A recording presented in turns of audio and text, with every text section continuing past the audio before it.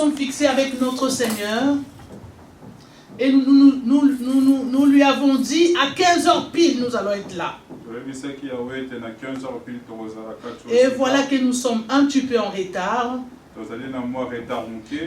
Nous sommes à genoux déjà. C'est pour nous humilier devant sa face, pour lui demander pardon. Lui dire, papa, nous sommes premièrement en retard à ton rendez-vous. Et nous allons lui demander pardon pour tout ce que nous avons commis. Parce qu'en tant qu'un enfant de Dieu, le péché doit être un accident.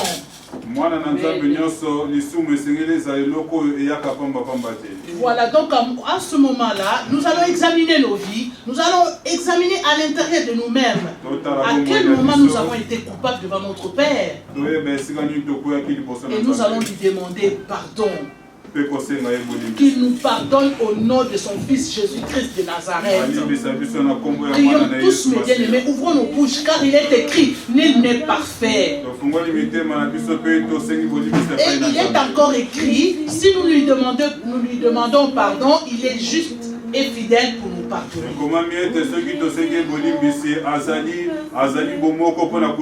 Demandons pardon. Alléluia.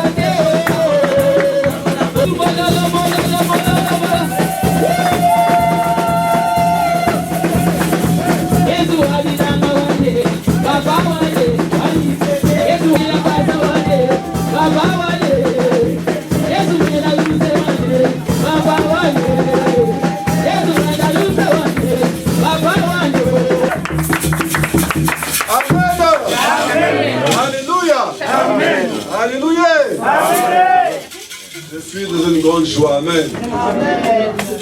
Parce que nous sommes, il y a aussi des invités parmi nous, des hommes de Dieu, et aussi le peuple de Dieu, des enfants de Dieu de qualité. La gloire soit à Dieu. Et que l'honneur lui revienne à lui seul. Amen. Je demanderai au pasteur André de bien prier pour la parole de Dieu qui sera prêchée.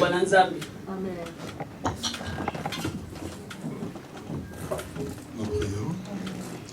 Éternel Dieu, nous voici encore devant toi, Seigneur. Humblement, nous sommes venus répondre à cette invitation, Père. Toi qui nous as fait cette grâce, toi qui nous as fait cette faveur, qu'est-ce que nous pourrons demander d'autre, Seigneur, si ce n'est que te dire merci. Parce que cela a été donné à tout le monde. Mais ces jours-là, plusieurs n'ont pas répondu. Il y a plusieurs qui se sont justifiés. Je viens d'entrer dans un mariage. Je viens d'acheter une ferme. Je viens de faire. Il y avait des justificatifs. Et toi, tu avais préparé la table pour que les invités puissent venir. et manger, papa. Quelle grâce, quel privilège. Voilà pourquoi, Père, nous voulons juste abandonner ces moments, Père. Toi qui as vu les mains qui se sont présentées devant toi, vides. Mais ces jours-là, tu as dit, personne n'était venu vers toi et réparti tel qu'il est venu. Je sais que cet après-midi, je sais que cette soirée, je ne vais pas dire que quelque chose va se passer, parce que tu as déjà commencé à agir. Depuis le temps que nos plans de pied ont foulé ce lieu, il y a des choses, Père, qui se sont déjà accomplies. Et cela va continuer, Père. Père, c'est ça ta façon de faire. Avant que nous puissions venir en ces lieux, toi tu étais déjà présent. Il y en a déjà qui, oh Père, ont été visités en cours de route. Ce n'est que par leur obéissance. Comme ils se sont dit, je ne manquerai point. Toi tu les avais déjà visités. Oh Père, quant à cela, comme nous n'avons pas encore reçu, Père, que toi seul qui commence toutes choses. C'est toi qui initie. C'est pas parce que l'Église a envoyé des invitations, mais c'est toi au travers de l'Église qui as voulu faire venir ses pieds dans ce lieu. Parce que tu as quelque chose à dire à mon pasteur, tu as quelque chose à dire à mon évangéliste, tu as quelque chose à faire dans la vie de ma maman, tu as quelque chose à faire dans la vie de mon frère. Père, que cela soit fait. Ainsi soit-il accompli, c'est pourquoi tu nous as amenés dans ce lieu. Voilà pourquoi nous te disons déjà d'ores et déjà merci. Merci pour l'accomplissement. Merci pour la visitation. Merci pour les guérisons. Merci pour les délivrances. Merci, merci, merci. Que tout ne soit que pour ta gloire. Au nom de... Alléluia. Amen. Ah, nous pouvons prendre place.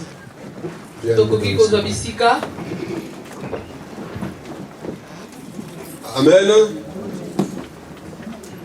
Donc, bien-aimés, nous avons entendu la prière. Amen. Et je crois qu'il n'y a pas de prophète qui est puissant dans le monde. Le seul prophète puissant, c'est Jésus. Si on va parler d'un prophète. Amen. Il n'y a pas de prophète puissant dans le monde. Amen. Il a parlé dans la prière. Il a parlé que le Seigneur va visiter. Il a parlé de l'obéissance. Quand on est obéissant, oui, le Seigneur nous visite. Amen. Il a dit que il y a des hommes de Dieu qui sont venus. Ce n'est pas que quelqu'un les a invités. C'est que le Seigneur les a envoyés. Parce que le Seigneur a quelque chose à leur dire. Amen. Donc dans tout ce que la prière est sortie, moi je crois aussi à cette prière que si le Seigneur vous a fait venir ici, que ce soit pasteur ou autre, c'est que Dieu l'a fait pour que demain vous puissiez voir le jour. Dieu l'a fait pour que vous puissiez passer, vous puissiez passer le Jourdain. Non seulement le Jourdain de cette année qui va passer, mais Dieu sait pourquoi vous êtes là. Et Dieu connaît ce qu'il fait. Dieu sait ce qu'il fait en vous invitant ici. Parce que c'est l'amour de Dieu dans votre vie. Amen. Ce n'est pas parce que vous faites un bon travail. Parce que Dieu a tout fait comme travail. Amen. Alléluia. Amen. Ah, hier nous avons parlé de Jésus, le bon berger. Amen. Et nous avons parlé aussi de l'ami. L'ami qui va te sortir de la maison de Dieu. L'ami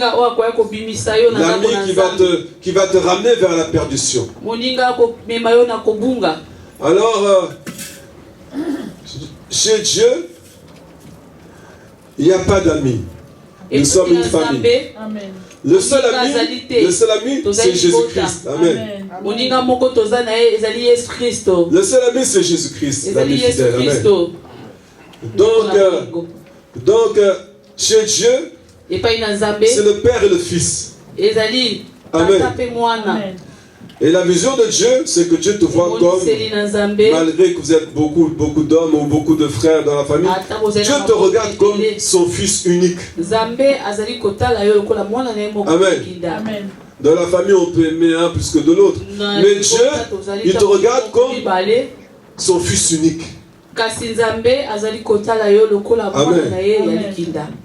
Nous allons parler de les autels. Amen. Alors, nous allons... Je pense que vous êtes bien assis. Amen. Amen. Je vous salue au nom de Jésus. Amen. J'espère que vous avez la paix dans votre cœur. Amen. Amen. Alléluia. Hein, quand on a la paix, on ne regarde pas le temps. Amen. Je prie souvent ma prière est souvent, une de mes prières est souvent que, Seigneur, quand est-ce que ce dimanche éternel va arriver? Amen. Amen. Ce jour éternel. Amen. Amen. Pas que les dimanches se répètent, mais je veux que le jour soit éternel. Amen. Amen. Je veux que ce dimanche-là ne s'arrête pas, par exemple. Amen. Pour être toujours dans la présence de Dieu.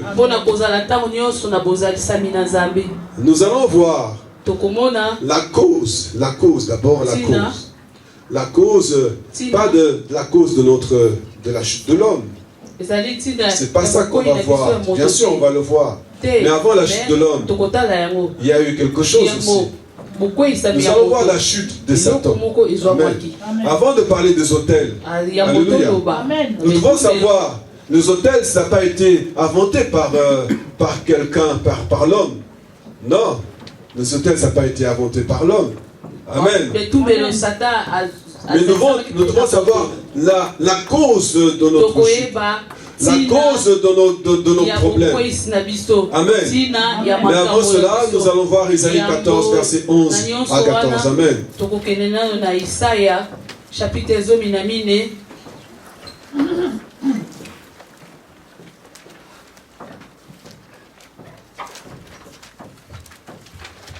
En lingala d'abord, et après en français. 14. Totangi na mokanda ya Esaïa, chapitre 14, tobandi na verset 14. Totangi na kombo na Yesu. Amen. Verset 11 à 14. Moto ya mokanda, Yahweh akosukisa makasi ya mokonzi ya Babilona. Zomina moko. Lokumu na yo na miziki ya makembe na yo. Babwaki yango na mboka ya bato. Bolimbisi. Toke na zomina minei. Nakomatati na suka ya mapata. Nako koma na nzambe ya likolo. Ok, 14.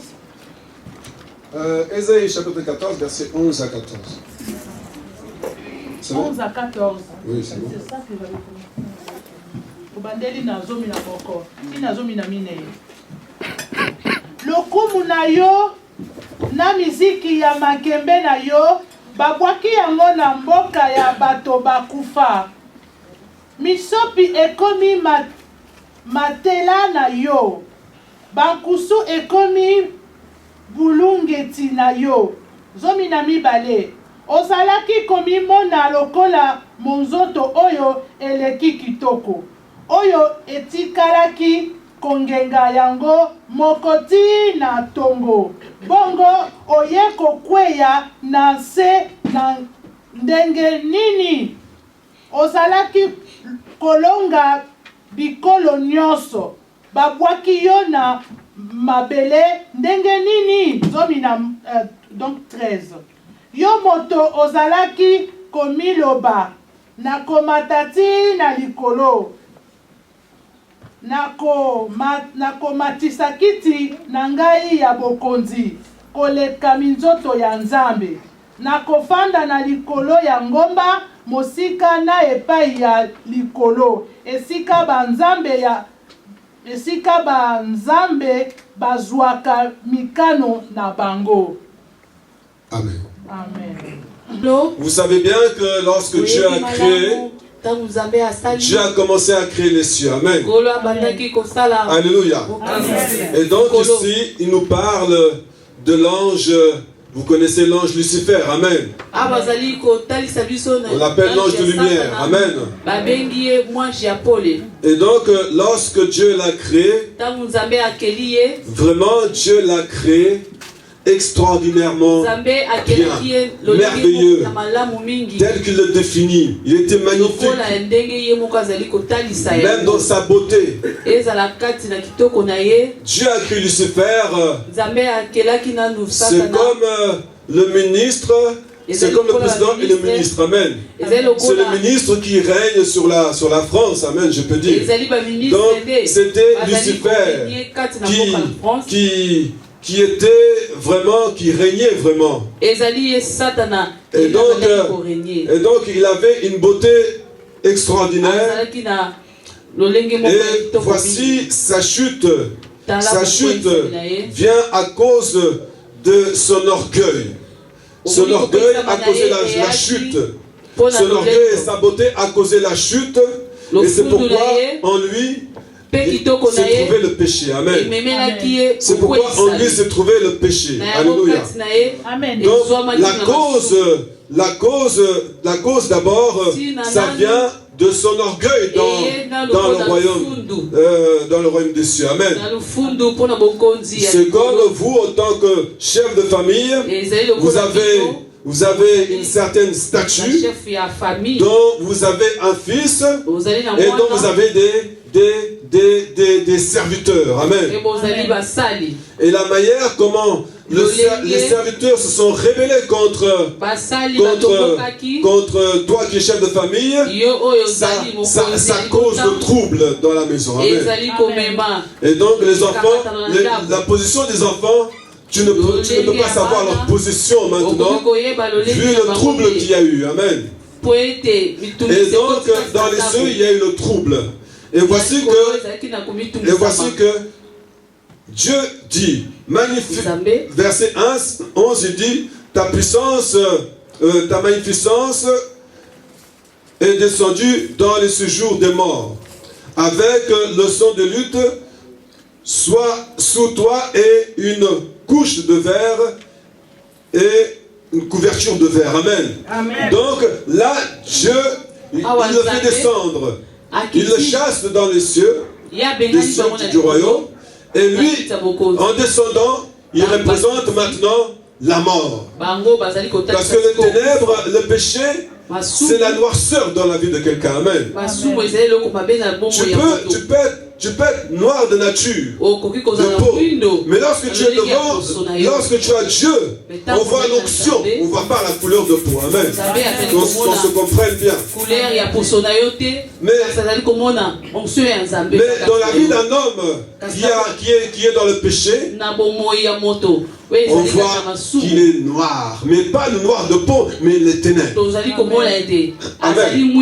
Et donc, voici il est tombé comme un verre. Le verre représente la mort. Amen. Comme une couverture de verre. Couverture de verre, c'est-à-dire que tu es toi-même la mort. Amen.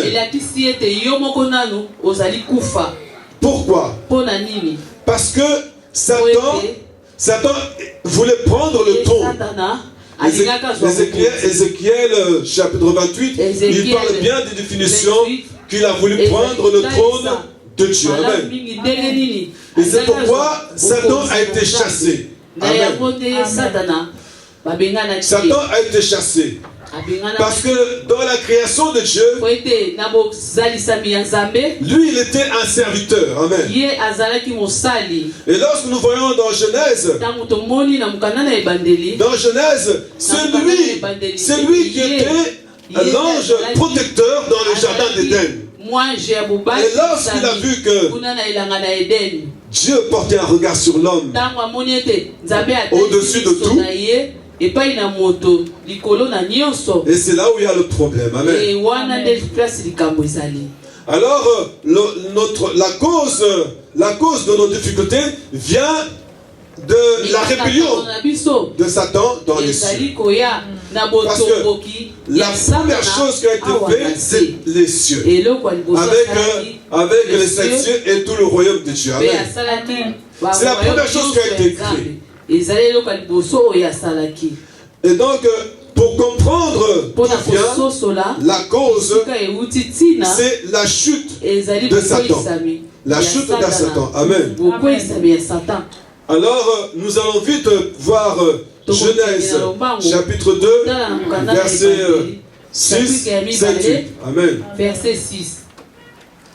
Tamina mokanda ya Evangeli chapitre ya mibale verset ya moto bati na sambo.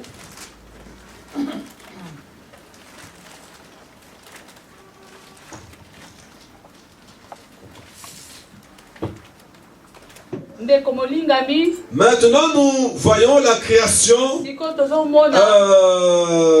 de l'homme. Dans la création, lorsque Dieu a créé l'homme, Dieu a établi une alliance divine avec l'homme. Or que Dieu n'a jamais établi une alliance avec les anges. Parce que les anges sont des serviteurs. Dieu a établi une alliance avec l'homme qu'il a formé. Et dans l'alliance que Dieu a établi avec l'homme, l'homme lui a donné le règne. Dieu lui a donné le règne. Dieu a donné à l'homme le règne. Le règne est que tel que c'est lui qui donna le nom des animaux, le nom de toutes choses. Donc les animaux l'homme ne pouvait pas craindre les animaux. Les animaux, les hommes ne pouvaient pas le craindre. Amen. Et donc l'homme vraiment, Adam et Ève vraiment, ils étaient épanouis dans la création de Dieu. Amen. Amen. Ils étaient épanouis dans la création de Dieu. Alors, maintenant, nous allons voir la chute de l'homme et la raison pour laquelle l'homme souffre. Amen. Amen. Nous sommes dans toujours Genèse, chapitre 3, verset 1. D'abord. Donc ici nous voyons, bien aimés dans le Seigneur, que ce qui est passé dans les cieux, ça a percuté sur la terre. Mais si vous comprenez bien, tout ce qui se passe dans l'assemblée de Dieu, ça percute sur le monde. Amen. Amen. Quand il y a le combat dans l'église, le monde aussi a son combat. Amen. Alors, nous voyons ici que le péché est descendu. Parce qu'Apocalypse 12, il dit que malheur à la terre parce que le diable est descendu animé d'une grande colère. Amen. Alors, il est descendu parce qu'il savait que Dieu avait mis tout son amour dans l'homme. Alors, qu'est-ce pouvait, disons, toucher, qu'est-ce qu'il pouvait faire, qu'est-ce qu'il pouvait faire pour toucher la sensibilité de Dieu? C'est de faire du mal à l'homme. Amen. Amen. Alors, Dieu, il a vu que l'alliance a été brisée. L'alliance que Dieu avait faite était brisée. Alors, c'est là où il est descendu. C'est là où Dieu est descendu. Dieu est descendu parce que le monde était, la Bible dit que le monde était rempli de ténèbres. Il y avait des ténèbres partout dans le monde. Et que lorsque Dieu est descendu, Dieu n'avait plus vu Adam. Amen. Il n'avait plus vu Adam. Et c'est là où il commençait, la Bible dit que Dieu cherchait Adam. Il le cherchait, qu'il a commencé à parler. Mais Adam, où es-tu? Où es-tu, Adam? La place là où je t'ai mis, Dieu ne t'a pas trouvé. Alors c'est là où Adam a commencé à sortir, et est sorti de sa cachette. Amen. Il est sorti de sa cachette. Et maintenant commence le jugement de Dieu. Maintenant Dieu, il a parlé à Ève. Mais Ève, il a dit que le serpent m'a séduit. Voici la nature du péché. La nature du péché n'est pas une horreur en soi. C'est pas une horreur la nature du péché. C'est la séduction. Amen. Alors, mais lorsque l'homme a perdu son autorité, le règne, lorsque l'homme a perdu le règne, alors c'est là où Dieu l'a chassé. Amen. C'est là où Dieu l'a chassé. Alléluia. Amen. Donc l'homme régnait dans le monde que Dieu avait créé. Mais Dieu, aussitôt, il avait déjà préparé, prédestiné la rédemption pour le rachat. Amen. Et c'est là où nous allons voir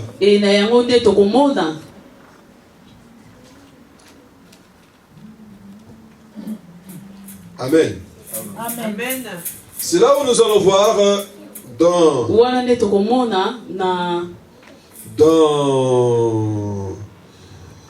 Genèse chapitre 2,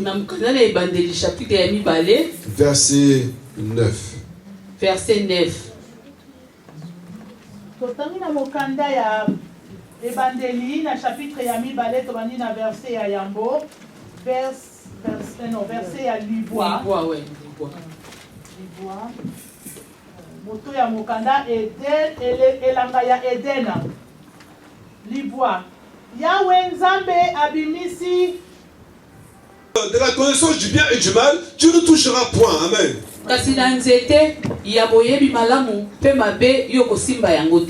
Alors, mais Dieu avait préparé la rédemption à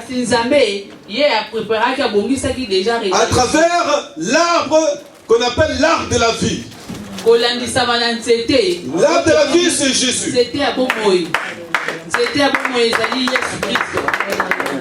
c'est pourquoi il a dit empêchons-le de manger cet arbre. Mais Jésus-Christ est venu comme l'arbre de vie. Et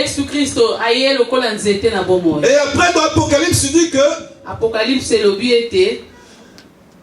à tous ceux qui ont persévéré, je leur donnerai l'arbre de vie. Amen. Amen. Or que l'arbre de vie, c'est Jésus-Christ qui est la rédemption. Alors maintenant ici, concernant les autels, il faut connaître d'abord d'où vient qui est les autels. Parce que l'Éternel Dieu, il demande une seule chose dans toute sa création, c'est l'adoration.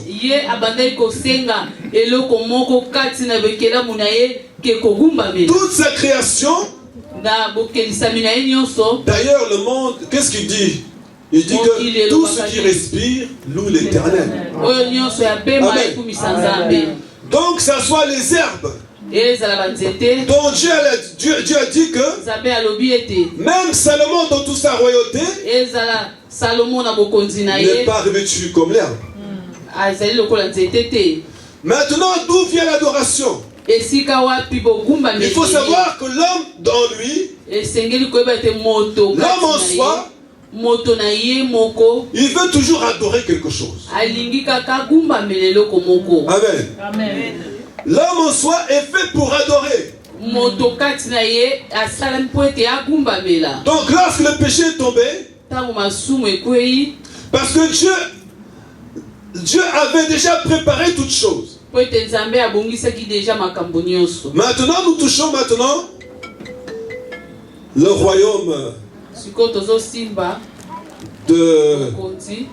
des autels de Baal, si je peux dire. Amen. Parce que nous venons toucher les autels. Alléluia. Amen. Et dans les autels, sache que c'est là où toi et moi avons été tirés. Parce que l'homme a péché, le péché nous a couverts jusqu'à Christ, je peux dire. Amen. Amen. Mais si on dit, toi tu viens d'où? Tu viens de quelles sont tes généalogies? Tu ne pourras même pas le savoir. Amen. Amen. Mais cependant, je sais que je viens de Cham. Et Jésus-Christ m'a racheté. Amen. Parce que Jésus-Christ, il a son peuple. Qui est qui? Il y a Japheth. Amen. Non, de Sem. Sem, c'est la descendance de Jésus. Amen. De Sem. Et Japheth, c'est sous l'ombre qu'il hérite les promesses de Dieu. Sous l'ombre de Sem. Alors ici, nous voulons voir maintenant la chute de l'homme. Nous avons vu la chute de l'homme. Amen. Et nous avons que dans la chute de l'homme, Dieu l'a chassé du jardin. Alors, c'est quoi le jardin d'Éden?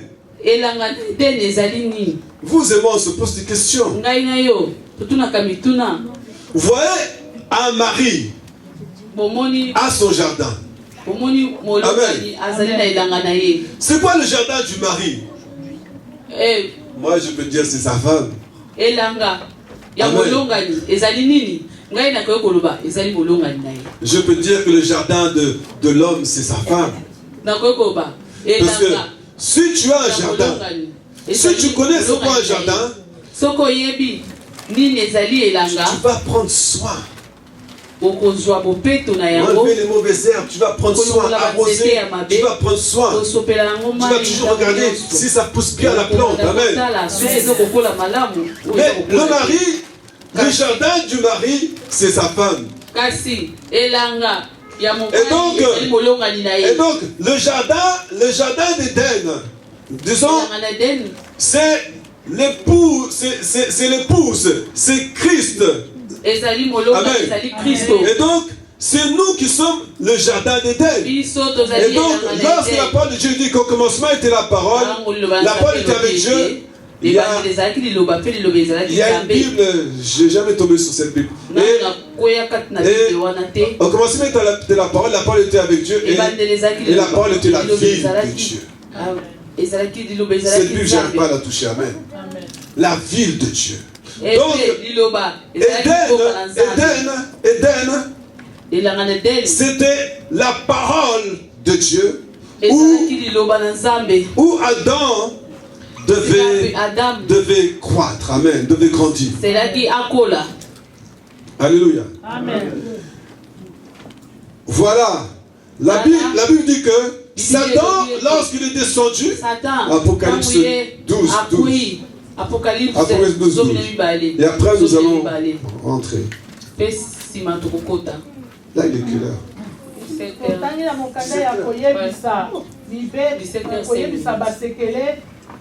Zomi na mibale tobandi na verset zomi na mibale. Moto ya mokanda mwasi pe elima. Yango wana yo likolo sepela. Bino nyonso bato bozali kuna bo sepela. Kasi mawa mingi pona yo moki